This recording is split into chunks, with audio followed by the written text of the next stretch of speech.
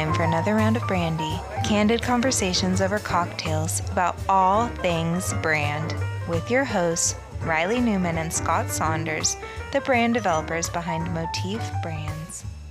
Today we're focusing on clarity, which this harkens back to our very first episode of Brandy, which was about brand clarity. So we're going to be diving in from a different lens, a different perspective, and talk about clarity and what it means for your business and brand. And Scott had some great thoughts about it. Revisiting an old classic, but a fundamental. It really is when you talk about clarity, because it's what the brand means, what it stands for. Well, I feel like clarity to me, there's a direct kind of connection of clarity and focus. Is that, to have focus, you do need clarity.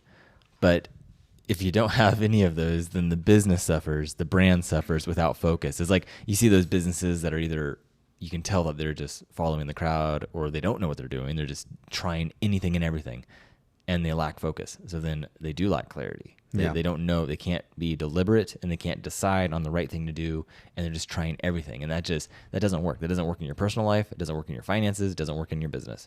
And so it's just like you have to be able to have that clarity to then have that focus and actually push forward. Yeah. And we use, I think, an analogy we use, and we frame it a lot when we talk about things with brand, is like we talk about like, what lens are you looking at it under, and and the idea of bringing clarity or focus. And it makes me think of, I wear eyeglasses, and it's easy for me to think of kind of like, there's times when I'm wearing my sunglasses and I'm foregoing total sight clarity because I have progressive. So it's like, just from years of being from the computer, being a designer, it's like, yeah, my vision up close sucks now. And a gamer, right?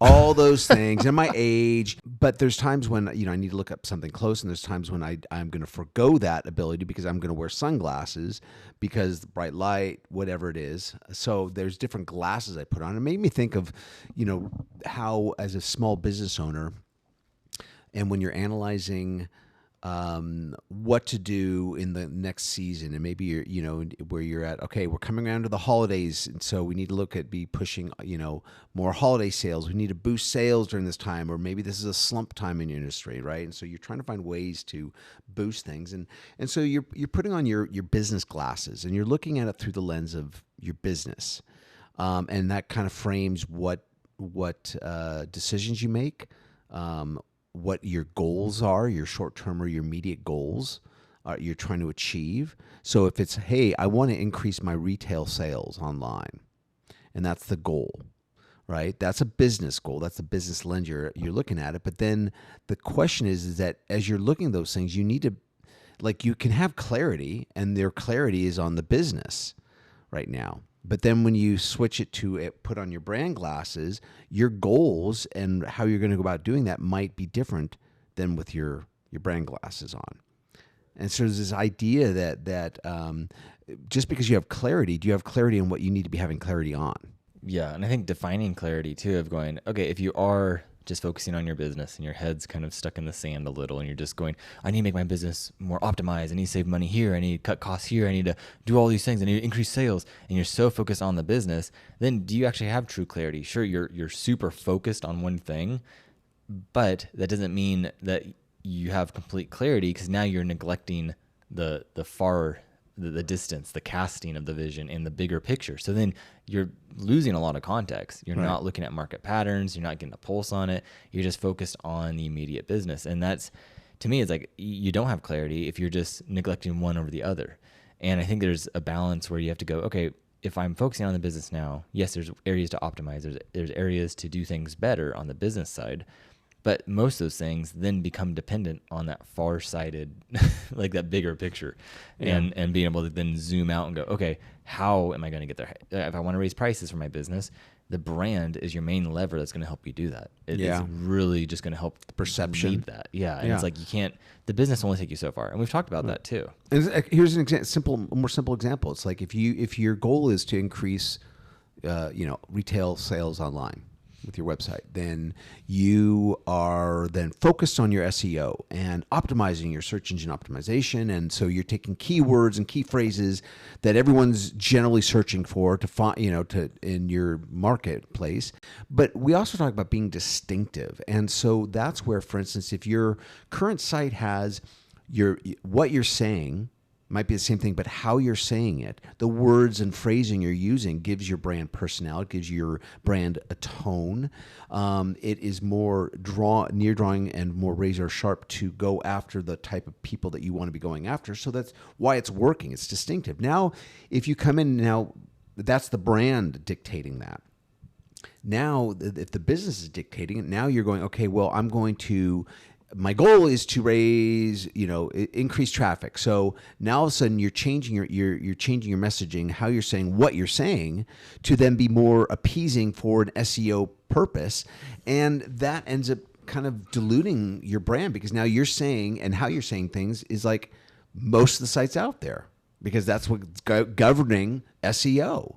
Yeah, and that's why with every decision you're making, take off your business glasses, put on your brand glasses, and look at that decision you're about to make, and how is that going to impact your brand? Like we've talked about in other episodes, like your business by definition has a category, and that category can only get you so far until a brand allows you to kind of break that glass ceiling and be able to either maybe go and tap into a different category or do things differently, or like Scott was saying, of being more distinct, of saying things differently on your website.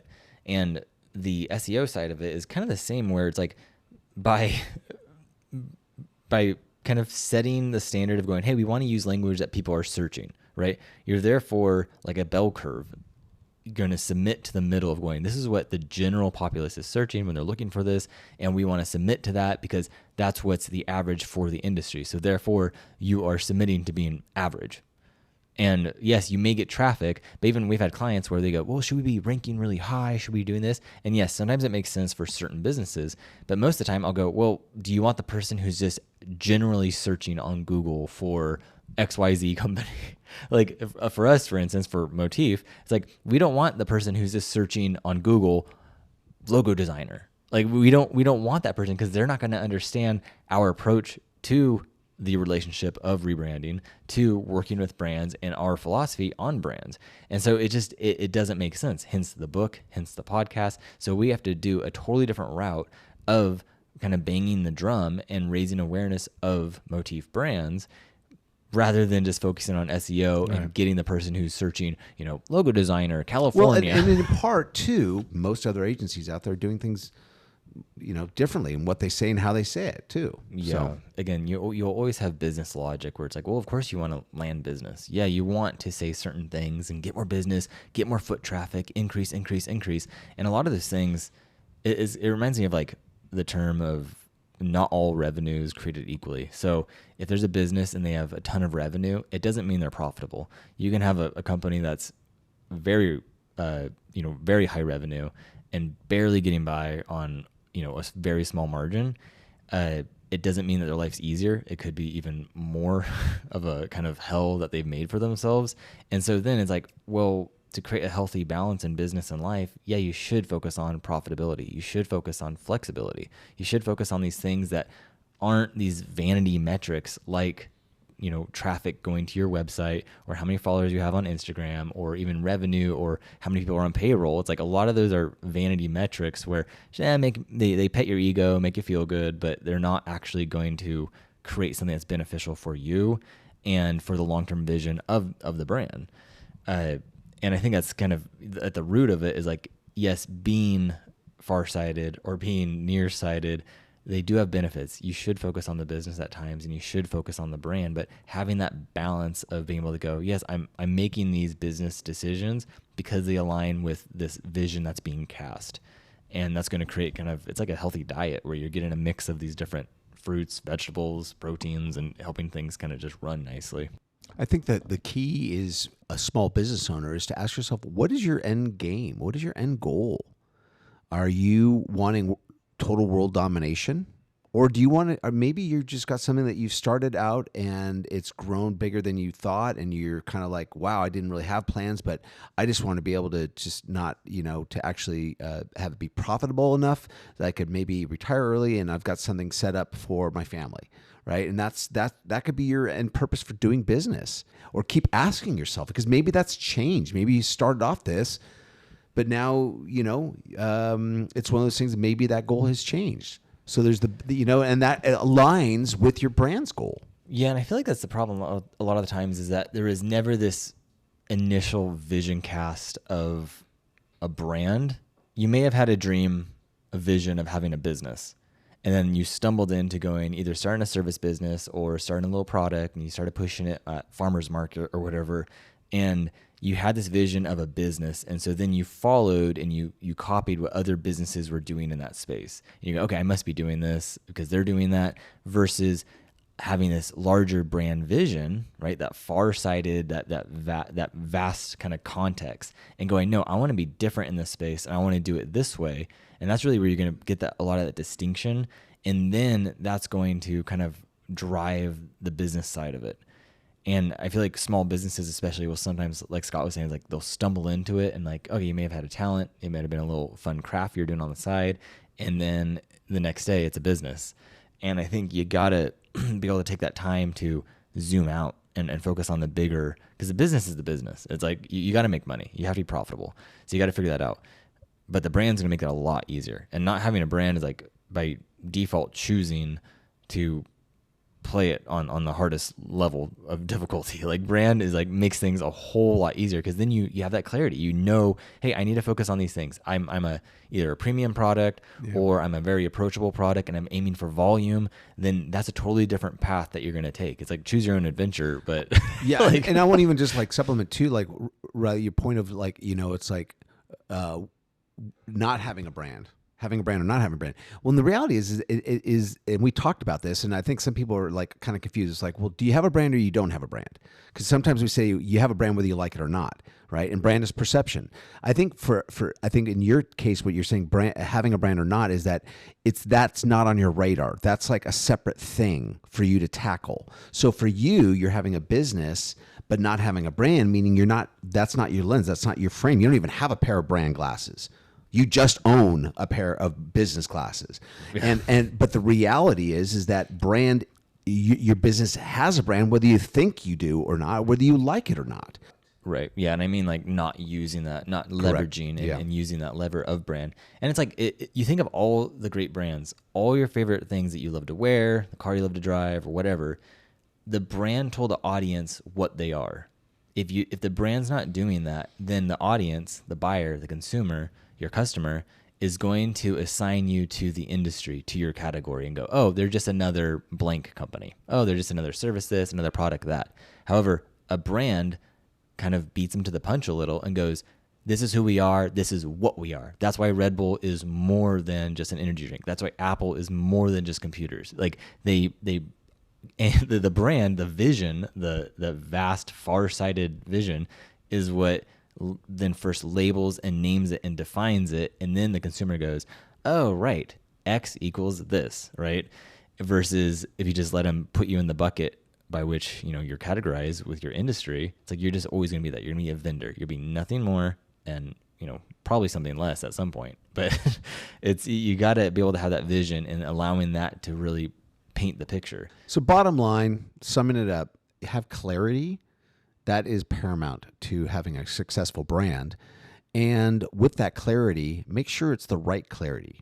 There's times when you need that business clarity, and there's times when you need the brand clarity. But you need to you need to always make sure you're putting on your brand glasses when you're making your business decisions, because any decision you make with your business is going to have an impact on your brand.